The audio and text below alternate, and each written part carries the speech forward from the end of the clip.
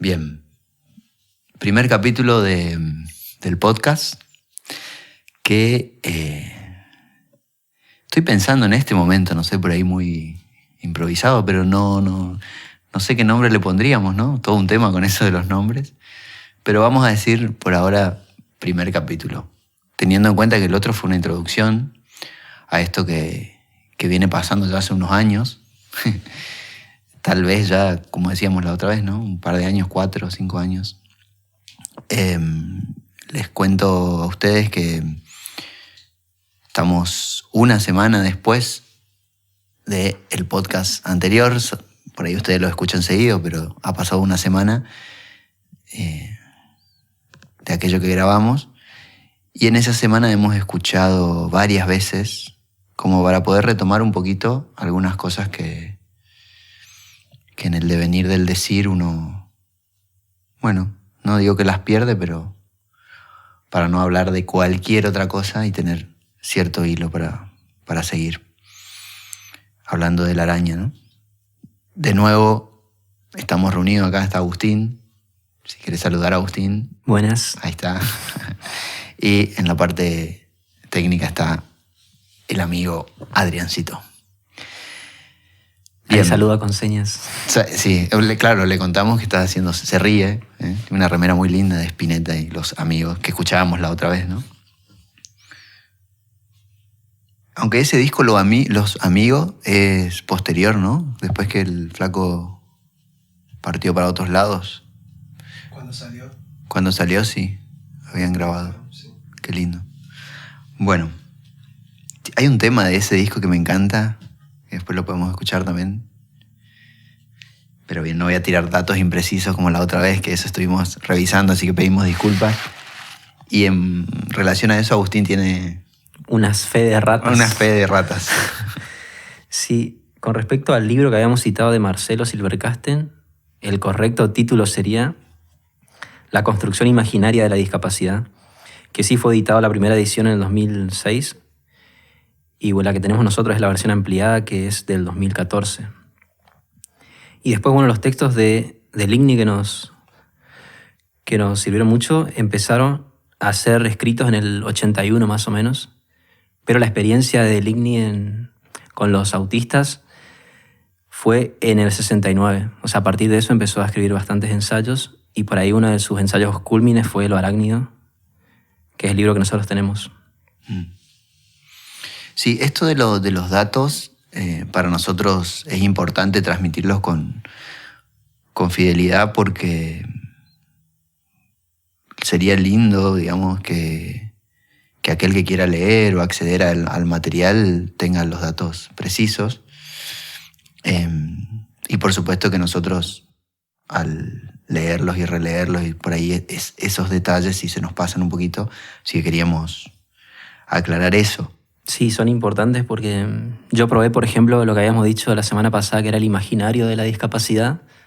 Busqué en Google y no aparecía el libro de Marcelo, así que ni siquiera, digamos, por suerte aparece, o sea, que se tiene que escribir con el correcto título, La construcción imaginaria de la discapacidad. Muy bien, muy bien.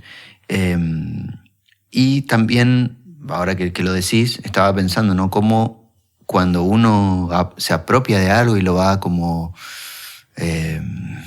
masticando uno mismo, combinando con las cosas de uno, salen estos nombres inventados, pero que a la vez realmente tienen que ver con lo que nosotros venimos pensando, ¿no? Trabajar, decíamos nosotros, el imaginario que hay sobre la discapacidad.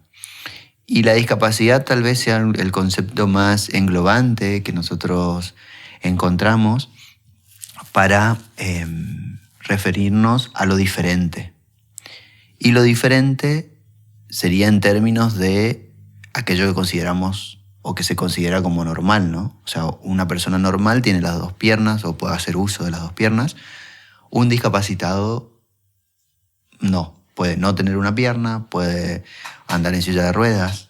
Entonces, digo, la discapacidad es todo aquello que para nosotros sale de la normalidad, pero no necesariamente entra en el terreno de lo patológico. Una diferencia entre normalidad y patológico, sería bueno también poder charlarlo. No creemos bajo ningún aspecto que lo anormal se emparente con lo patológico. No sé si me explico. Sí. ¿Sí? Uno puede no entrar dentro de la norma, pensemos que la norma es aquello que entra dentro de una curva esperable, pero no necesariamente, si no entramos dentro de esa curva esperable, estamos en el terreno de lo patológico.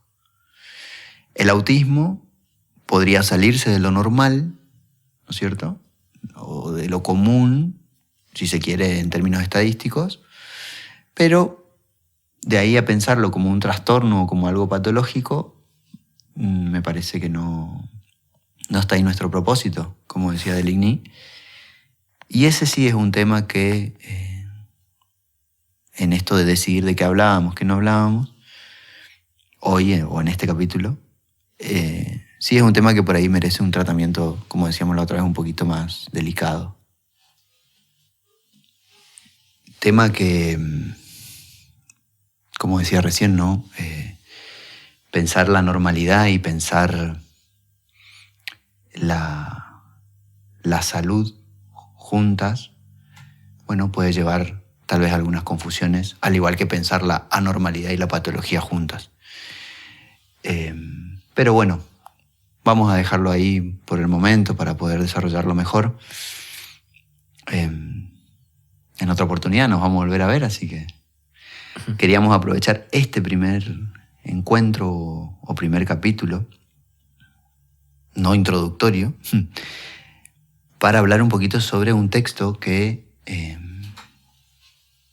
hemos escrito.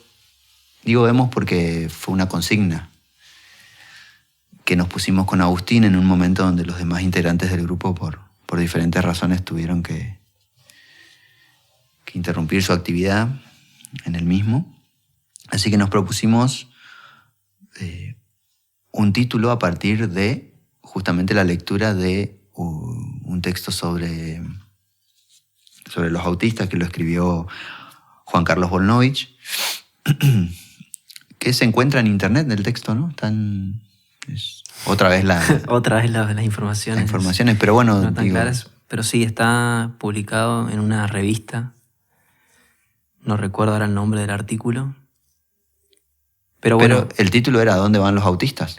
Era una de las preguntas por ahí que él proponía en el texto. Y bueno, nosotros la tomamos eso para poder expresar nuestras ideas y bueno, y a partir de eso hacer unas asociaciones.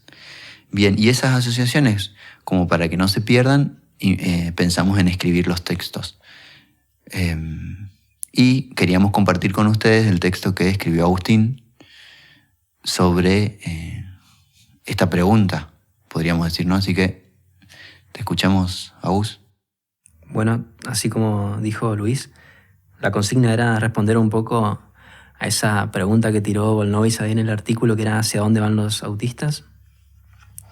También fue como un hallazgo ese texto porque recién nos estábamos introduciendo en el texto de Deligny y era muy difícil pensar acá en Argentina algún autor que tome a Deligny y encontrar a Volnovich que desarrolle todo un texto con esas ideas fue un total hallazgo. Uh-huh.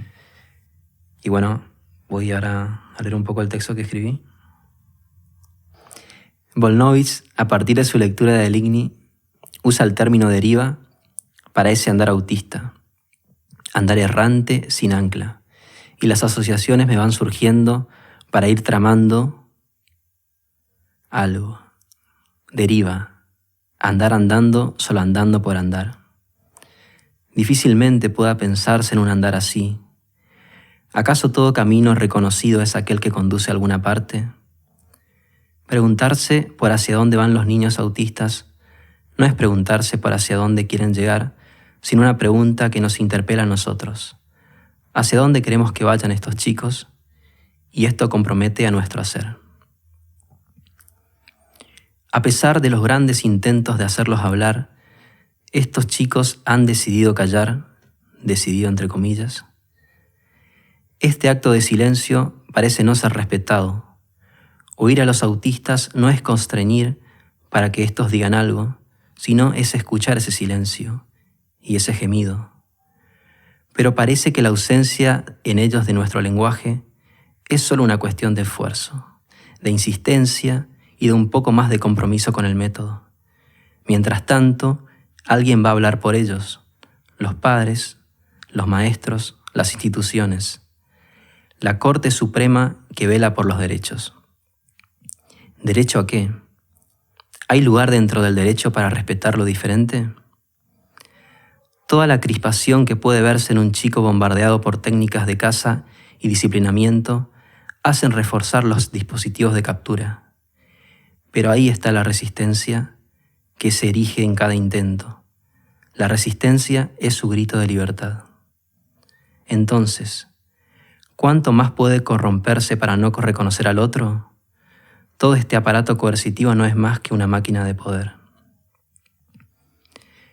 Asimilados como agentes de proyecto, aquello que nos aparece como distinto nos perturba, nos parece extraño. Cuando vemos el actuar autista, intentamos significarlo, darle intención a sus trazos. Llenamos de sentido el vacío que nos angustia. Lo traemos hacia acá, hacia lo nuestro, lo familiar. Tal vez aquí deberíamos invertir la cosa. La pregunta sería, ¿qué vemos de nosotros en su actuar? ¿Será que hay algo suyo en nosotros para conectarnos sin desconectarlos? El advenimiento de preguntas debe servirnos para pensar nuestro lugar, avivar la sensibilidad para generar nuevas formas de relación con el otro, producir desvíos en el pensar imperante, estar también a la deriva, perdernos para encontrarnos. Como escribe Deligny, hay que aprender de otras formas de ser humano. Bien, la verdad que un texto que por lo menos la primera vez que lo leí me ha generado un montón de cosas. Digamos, aparte del estilo con el que Agustín lo escribió, sería interesantísimo tener la oportunidad de que ustedes o aquel que esté escuchando esto pueda, ¿no?, comunicarse con nosotros y ver si algo le pasó, pero yo sí lo que podría decir es que las preguntas que el texto va planteando son preguntas tal vez a priori muy difíciles de escuchar, pero no por eso inhabilitantes en el pensar, ¿no? Muchas veces cuando alguien escucha algo, cuando escuchamos algo que nos es difícil de atrapar o de comprender, nos inhabilita el pensamiento. En este caso, preguntas como, por ejemplo, si la ley tiene lugar para alojar lo diferente, es una pregunta que exige mucho compromiso de uno, ¿no? Porque la ley parecería que está con el espíritu de poder ordenar algo o de explicar algo, o que basado en la ley uno pueda moverse, ¿no?, correctamente. ¿Qué pasa cuando la ley no aloja lo diferente? ¿Qué pasa cuando la ley no nos permite, por entrar en el terreno de lo ilegal, hacer algo diferente o distinto cuando la situación lo exige? Y esto en la discapacidad es algo que se viene discutiendo hace mucho tiempo. Por supuesto que es muy bueno que haya una ley que proteja a los discapacitados. Por supuesto que como grupo humano poder lograr cultivar los derechos, promoverlos es importantísimo. Digo, el derecho a la educación, el derecho a la salud, el derecho al trabajo. Pero ¿qué pasa con los autistas cuando no... parecería que ellos no gozan, digamos, de estos derechos? Esa es una de las cosas que a mí me surgió la otra vez y hoy vuelve a surgirme, ¿no? ¿Un autista disfruta de aprender? Sería una pregunta que yo me la hice y me la sigo haciendo. Digo, un derecho se vuelve derecho cuando uno lo puede disfrutar y implica una construcción para uno mismo. El derecho a la vivienda es un derecho que nos construye como personas. El derecho a la propiedad privada. No sé, digo, Sí, así como estás hablando, me hace pensar un poco en el caso de los autistas, así como se habla de derechos y obligaciones, en este caso lo siento como que el derecho está ahí entremezclado con una obligación y más que hacer uso del derecho, se está haciendo uso de una obligación, ujú, ujú, de una imposición ujú. de ser. Sí, teniendo en cuenta también otra pregunta, ¿qué pasa con el lenguaje? O sea, si un autista no puede hablar, no puede expresar lo que, lo que quiere en términos que nosotros lo podamos entender o decodificar, ¿qué pasa ahí con el derecho? O sea, uno podría decir, no tengo ganas de ir a la escuela, mamá, ¿no? Pero estamos ahí en otro orden. Estamos en el orden simbólico, en el orden del aprendizaje de las leyes, de lo que nos haría bien, bueno, y todo lo que se transmite humanamente. Pero, ¿y si un autista va por otro lugar? ¿Lo convierte eso en menos humano? Digo, si los derechos no ayudan a que la persona se constituya, ¿tienen sentido? ¿O habría que pensar, no sé, algunos derechos o reformular el concepto de derechos para que realmente aloje la diferencia? Claro, me parece que igual este tema también viene muy a colación de lo que empezaste a hablar al principio, porque estos derechos están pensados para una cierta manera de ser persona, con ciertas obligaciones, y si nosotros los planteamos como un distinto modo de ser al autista, o sea, estos derechos deberían ser replanteados. Pero si, sin embargo, para quienes constituyan estos derechos, estas leyes, lo piensan de otro lugar, o sea, es muy difícil que él pueda abarcar esa diferencia. Claro, de ahí que nosotros veníamos pensando un poco esta idea de modificar el imaginario. No estamos hablando de una discriminación hacia lo diferente, sino de lo difícil que es para nosotros poder pensar con nuestras categorías otra forma de ser. De hecho, Agustín en su texto cita a Deligny, donde dice hay que aprender de otras formas de ser humano. Y él mismo se pregunta un poco más arriba, y estoy acá con el texto en la mano,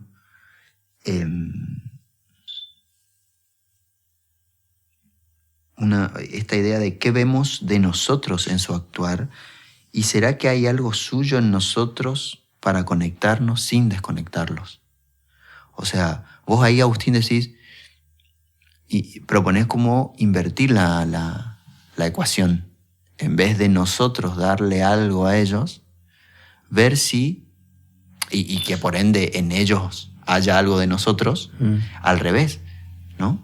Hay en nosotros algo de ellos. O sea, me parece muy, tal vez difícil como digo, ¿no? De agarrar a la primera. Pero un poco la idea de los podcasts estos es eso, entrar en estas discusiones. Yo creo que el gran desafío que nos proponen los autistas y su forma de ser, bueno, es reconsiderar y replantearnos un montón de categorías que con un niño normal, podríamos decir, o sea, que entra dentro de la norma o de lo esperable, no hay mucho replanteo. Prácticamente hay como lo voy a decir esto entre comillas, ¿no? Sabemos qué hacer. Sabemos cómo hablarle, sabemos en qué momento tiene que ir a la escuela. Podemos tener tal vez opiniones un poquito disímiles entre cuándo hay que dejar el pañal, cuándo no, y bueno, todas estas cosas. Pero están siempre sobre la base de una construcción social. Sí, hay cierto guión ahí. Hay como un guión, ¿no? Claro, y en cambio con los autistas todo ese guión realmente, desde nuestro punto de vista por lo menos, merece una reestructuración, una reescritura. que tal vez venga más del lado de la actitud que del saber qué hacer, ¿no? O sea, de cómo me relaciono con el niño, pero a la vez también disfrutando de esa nueva forma, no padeciéndola, digamos. Sí, nosotros no sabemos mucho qué hacer, si no vamos por el lado de dejar hacer. Claro, de ahí el título, ¿no? ¿A dónde van los autistas? Sí, Es como ya desde el título hay otro planteo, ¿no es? Tienen que ir hacia acá, como si hacemos los humanos, o sea, las personas, nosotros, con los niños normales, por decir así. Que es lo que decía recién, no tienen que ir a la escuela, tienen que... sí, me parece genial la pregunta, ahora como que lo escucho ya con otros tintes y sí, está esto de que nunca lo han dejado ir, a ver. Bueno, pareciera que no. Ujú. Digamos, pareciera que... Siempre han marcado ese camino. Claro. Pareciera que el camino está ya hecho y bueno, sería interesante, por eso digo, ¿no? Tener la devolución de alguna manera de qué piensan otros. Y sigo con esa idea fuerte que decía en la introducción de estos capítulos. Bueno, buscar la forma de que podamos estar en contacto con aquel que quiera decir sus ideas. No sé vos qué pensás de eso, pero a mí me parece que sería bueno. Sí, obviamente la retroalimentación siempre viene muy bien.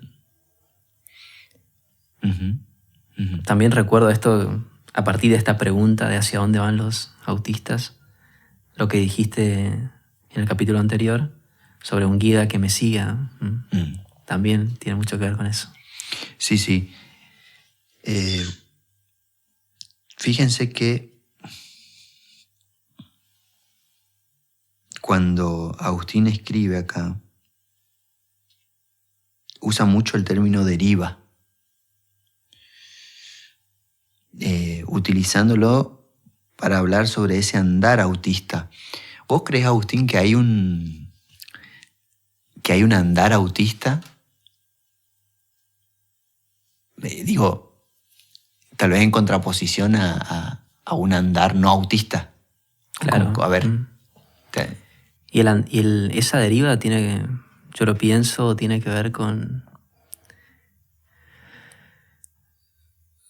diferenciar de nuestro andar, que quizás son andares que siempre conducen a algún propósito, hacia algún fin. Y el andar autista no tiene un fin. O pensamos que no se dirige hacia algo, hacia la consecución de un logro, sino es el mismo hecho todo el tiempo sucediendo, un presente ahí que lo va abrazando, como en infinitivo. Y en esos términos te pregunto, por ahí se torna medio entrevista, pero como sos el que escribió el texto, la verdad que te quiero aprovechar que te tengo acá. ¿Cómo? Claro que sí, si bien nosotros con Agustín hablamos mucho, bueno, somos amigos, pero por ahí en esta situación está bueno preguntarte algunas cosas. Digo, un hacia dónde ir, me parece que hay algo de intencionalidad, ¿no? En nuestro andar, que pareciera el autista no tener una intencionalidad a priori. Digo, y si uno los observa y comparte con ellos, desde nuestras categorías yo me animaría a decir que hay cierto disfrute. No sé si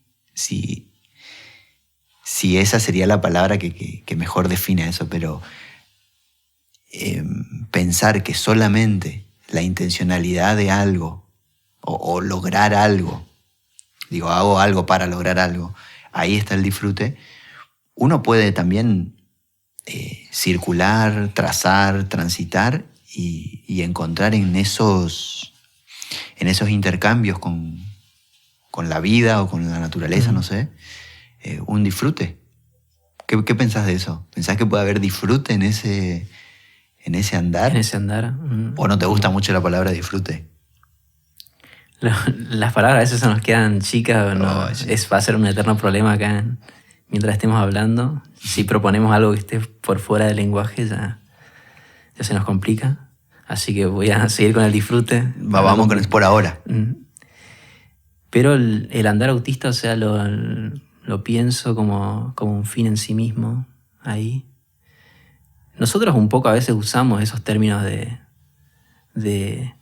que, bueno, la recompensa, digamos, no es el final o es el camino, digamos, como que tenemos esta cosa, parece, de tratar de disfrutar del camino que recorremos hacia algo, como que al final conseguir algo como que desenlaza todo y ya estamos otra vez en el camino hacia otra cosa. Uh-huh.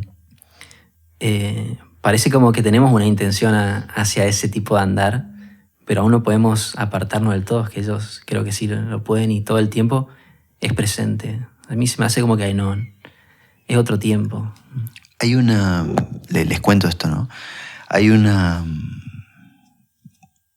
asociación de autistas a nivel mundial donde yo no lo pude volver a encontrar, pero sí he visto una vez un video, o sea, no lo pude volver a encontrar en castellano, pero creo que está en inglés, un video de una autista, ¿sí? Que se llama Amanda, que ella no habla, pero sí una máquina habla por ella. Entonces ella carga las palabras en la máquina, en la computadora, y con un programa, el programa lee lo que ella escribe, digamos. Esa es su forma de hablar. Ella hizo un video que es muy interesante sobre cosas que ella hacía, digamos, durante el día, y planteaba preguntas geniales. Una que recuerdo en este momento es la filmación, ¿no? del lavatorio, del baño, con la canilla abierta cayendo agua, y ella introduciendo la mano entre la canilla y el lavatorio, tocando el chorro de agua, ¿no? Que caía. Y ella decía la máquina, con las palabras de ella, decía: ustedes piensan que yo estoy queriendo decir algo al tocar el agua, que toco el agua y estoy queriendo mandar un mensaje. Yo solo me estoy relacionando con el agua. Y a mí me hizo pensar mucho eso, porque para entender un poco esto del andar autista y la intencionalidad, fíjense que nosotros nos relacionamos con el agua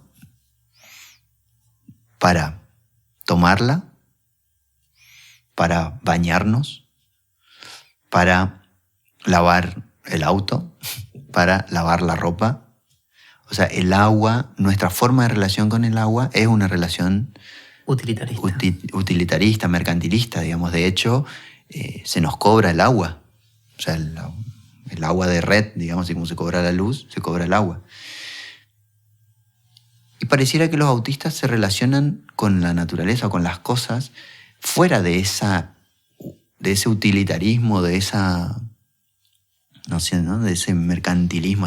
Mercantilismo me refiero a todo aquello que uno haga un intercambio, ¿sí? Doy esto para recibir esto.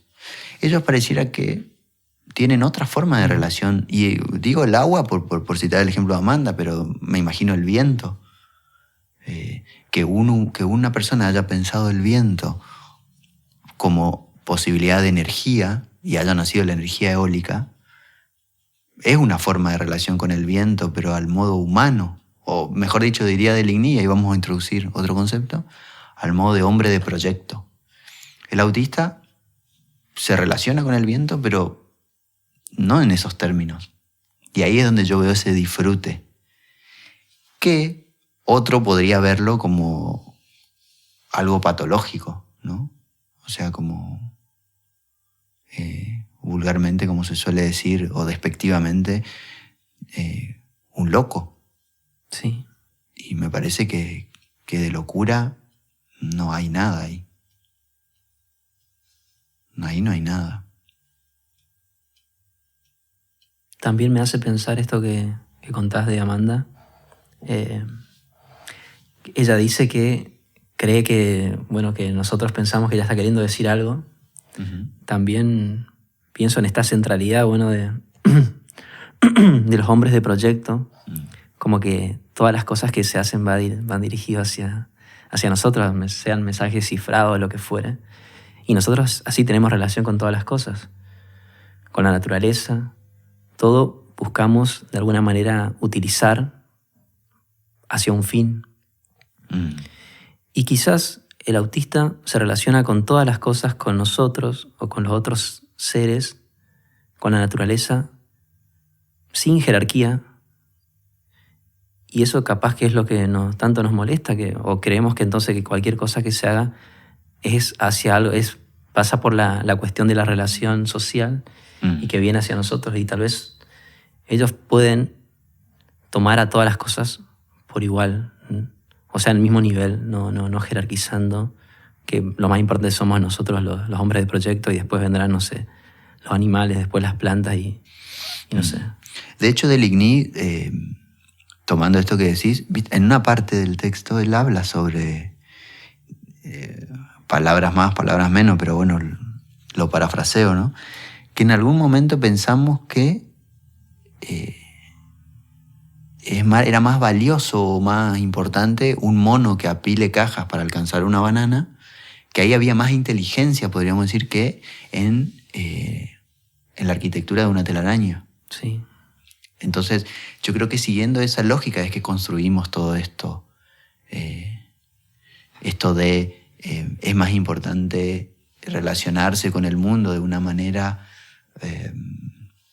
como de un ida y vuelta o como de un doy y recibo, ¿no? Una cosa así, que es nada, simplemente conectarse con el agua, como decía Amanda, de otra forma, que es gracioso porque ella dice de otra forma, pero tampoco dice cuál es la forma. Casi que no hay forma, es solo una relación. Esa falta de sentido creo que es lo que a nosotros nos angustia mucho y entonces, por ende, hacemos lo que sabemos hacer, que es llenar de sentido todo. Seguramente quiso decirme tal cosa. Bueno, no sé. Tal vez sí, pero no podemos asegurar o aseverar que eso fue así. Yo, en relación a eso, vos decís acá, oír a los autistas no es constreñir para que estos digan algo, sino es escuchar ese silencio y entre paréntesis pones algo que me parece genial. Decís, y ese gemido, como si fuera que, para mí das valor ahí un poco a los ruidos, Sí. o a las cosas que no son palabras, pero son sonidos también. ¿Fue así o, Sí, sí. o es algo que estoy pensando? Es que no son solo silencios, a veces son alaridos, son gritos. Está bueno también salir un poco del estereotipo del autista que está en silencio, calladito, mirando la pared. Los autistas hacen muchos ruidos. Sí.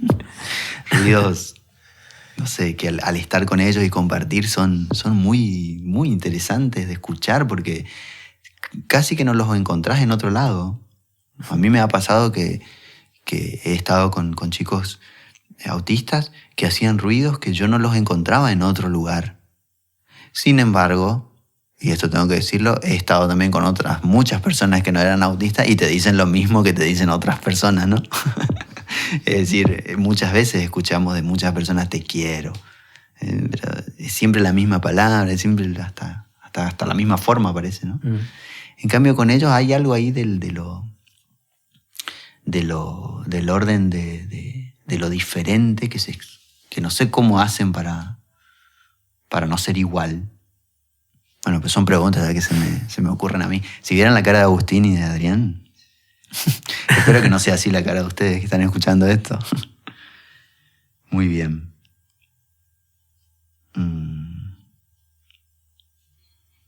Muy bien.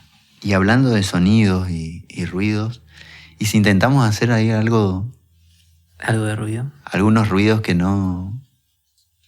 Muy pretencioso sería decir que no han escuchado en otro lado, pero bueno, vamos a ver qué surge, ¿sí? Piensen que esto está totalmente grabado en vivo. Totalmente improvisado.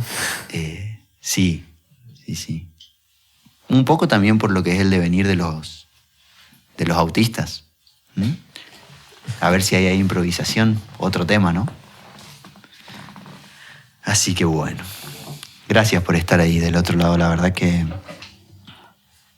sí, creo que va a ir tomando más fuerza esta idea de poder conectarse o conectarnos con ustedes y ustedes con nosotros. Y poder tener los textos también, eso también tenemos que pensarlo, Agustín, ¿eh? Que aquel que quiera pueda tener un lugar donde acceder a los textos Claro. que fuimos componiendo.